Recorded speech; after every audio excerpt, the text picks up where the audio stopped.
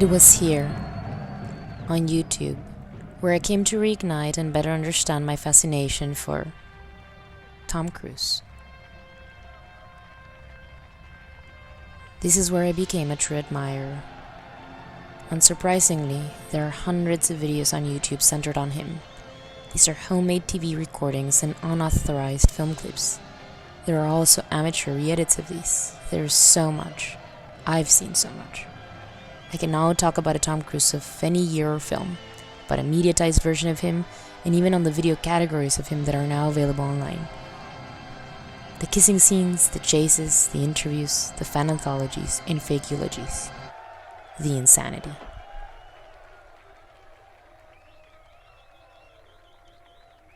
Respect the cock. And Crazy. the cunt.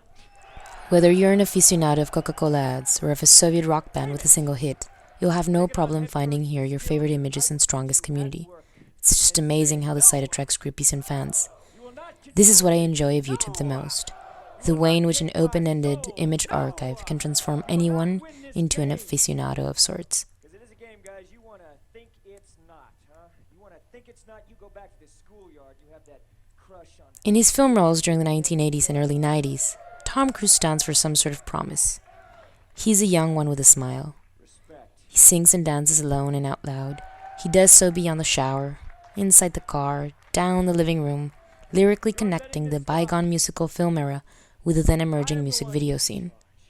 And there, at that time, Tom Cruise stands for great expectations. No! Now! In his boyish to manhood stage, he represents social change and upward mobilization. Because it's universal, man. It is evolutional. It is anthropological. It is biological. It is animal. We are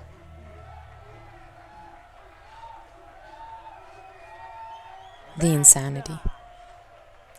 But past the 90s, the promise that Tom Cruise once stood for suddenly goes awry, and it's less the twist of fate than of direction. Kubrick's Eyed Wide Shut may be the turning point. He shows a Tom Cruise that's lost. He's lost in the dream that is a film, and in its semblance to the real.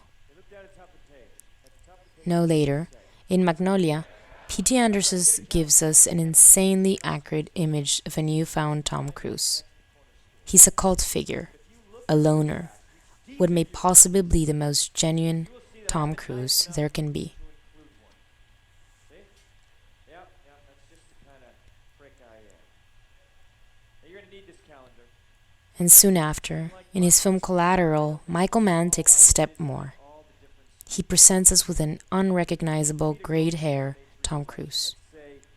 A Tom Cruise that dies, and that dies alone, on a moving train, in public space. You're going to mark that calendar. You're going to stick with me.